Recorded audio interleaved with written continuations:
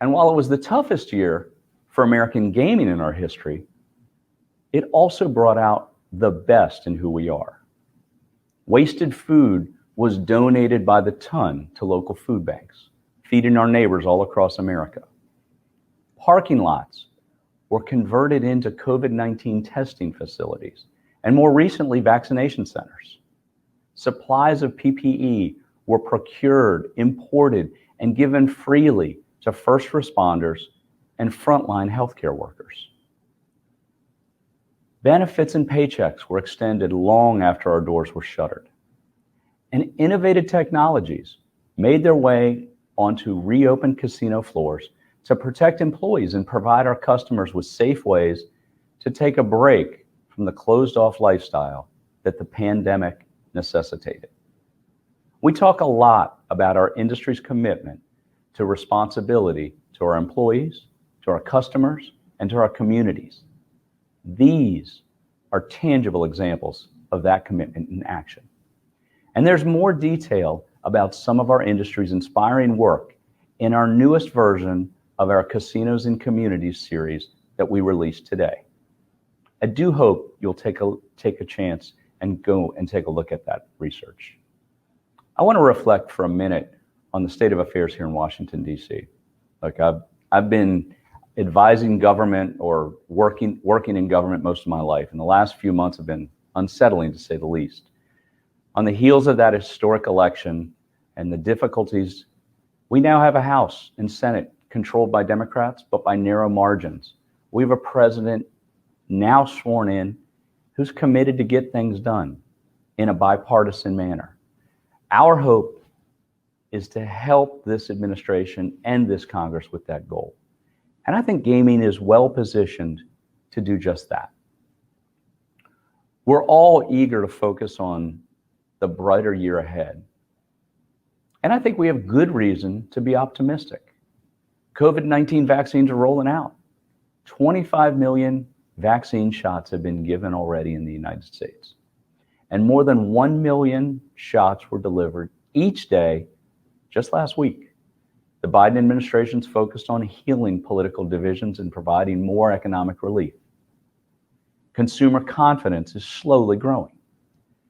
Recent AGA research shows that 1 in 3 American adults plan to visit a casino in 2021. And that's the highest number since we began tracking this back in March. Our customers also recognize our leadership on responsible reopening, as about 80% of the future visitors agree that the industry has done a good job at safely reopening. But optimism is no excuse for complacency. At the AGA, our top priority is accelerating gaming's recovery. And to achieve this, we're focusing our efforts on 4 key areas. First, we're working to secure greater economic relief for gaming. In 2020, gaming got fair treatment in federal legislation responding to the economic devastation of COVID-19, a first in our industry's history. Think back, 9/11, Hurricane Katrina, the Great Recession, Superstorm Sandy. Every time, the gaming industry was specifically cut out when the rest of the business community received support from the government. The Biden administration has proposed $1.9 trillion in new COVID relief legislation. We will make sure that gaming is included in that relief package, just as it was in the original CARES Act. Specifically, we're fighting to save gaming jobs. We will focus new tax policies that support gaming companies who keep employees on the payroll and rehire laid-off workers. Our industry needs targeted and temporary liability protections to continue the process of reopening safely and contributing to the economic health of this country. We're also seeking tax incentives to revitalize travel and tourism, including bringing back meetings and conventions. And we are also pursuing additional relief for tribal nations struggling with lost gaming jobs and casino revenues.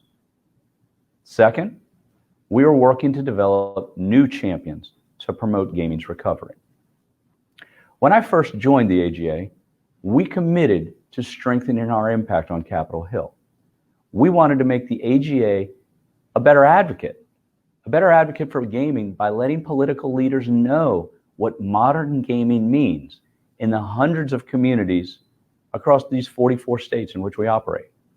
We revived the Congressional Gaming Caucus, recruiting new allies to help us fight for our legislative priorities. We always knew this effort would pay off in the long run.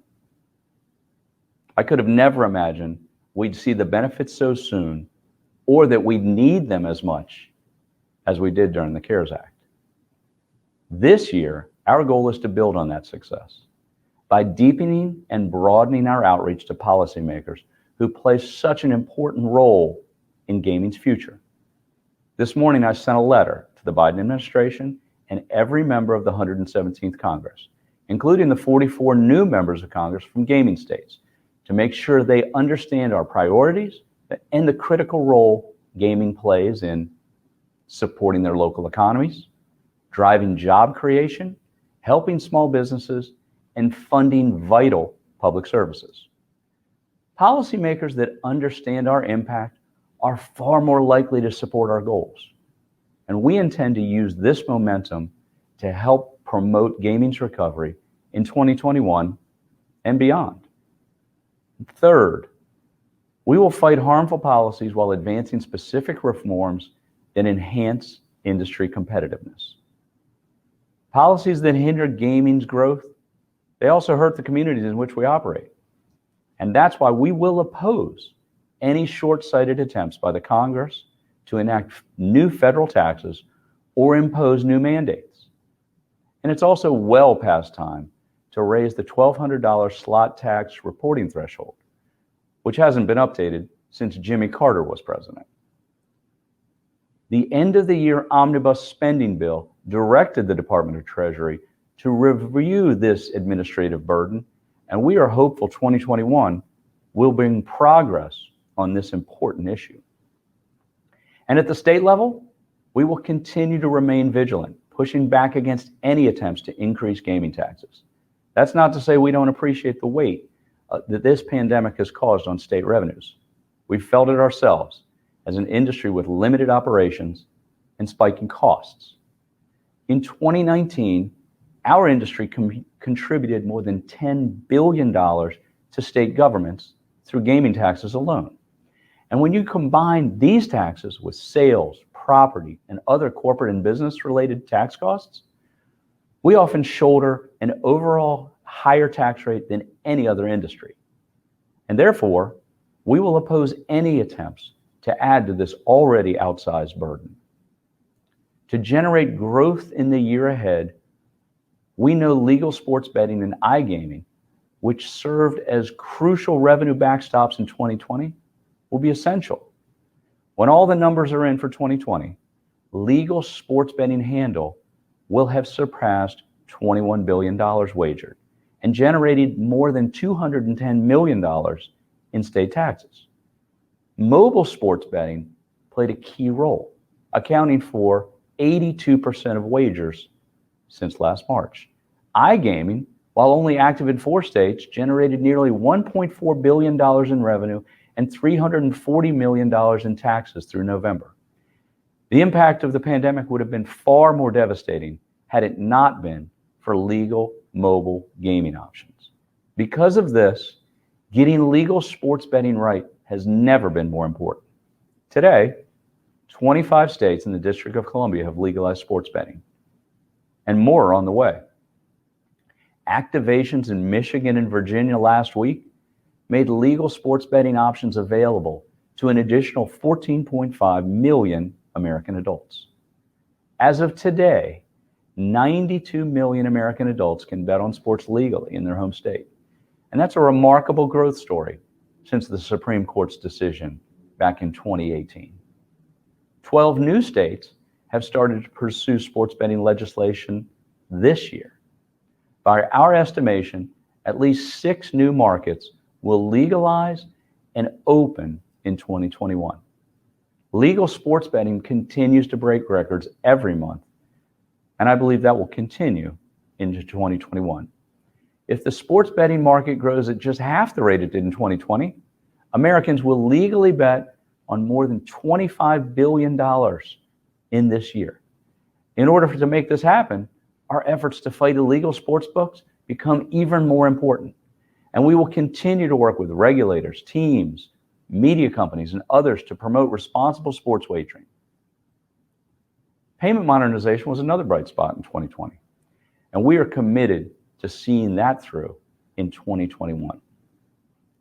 Digital payments not only allow us to offer customers a better gaming experience, they also promote responsible gaming and help fight money laundering. We've been meeting with state and tribal regulators and sharing leading examples of what our members are doing on payment choice as these innovations make their way to the casino floors all across America. And we'll continue our fight against the proliferation of illegal, unregulated gaming machines. These machines take market share from licensed operators, provide little benefit to state economies, and they don't offer any responsible gaming protections. And finally, underpinning all of this, we will use our proprietary research and strategic communications efforts to ensure our industry is heard. We will continue to highlight industry's rigorous health and safety protocols and how they help protect our customers, our employees, and our communities. We will ensure that people understand the link between the local economic stability and gaming's recovery, highlighting gaming's record as a vital economic contributor. And as gaming seeks new customers and encourages patrons to return, we will continue touting our industry's long-standing commitment to responsible gaming. Every day we move closer to reopening the global economy. I believe there's huge pent-up demand for gaming, and I'm upbeat, particularly about the second half of this year. People will be excited to travel as vaccines roll out. They'll be hungry for entertainment and desperate to escape from their homes and really just to have fun again. And that's an environment where gaming always thrives. The road to recovery is certainly going to have some bumps, but the AGA is 100% committed to moving our industry down that road faster. All of our efforts this year are aimed at one goal: accelerating gaming's recovery. Working through the challenges of COVID-19 has made the AGA a stronger advocate in Washington, and it's united our industry like never before. We come into 2021 with a strong foundation, a clear focus, record levels of support among Americans, and a loyal customer base that wants the excitement only the gaming industry can deliver. On behalf of everyone at the AGA, we look forward to working with you to make sure gaming returns stronger than ever. Thank you.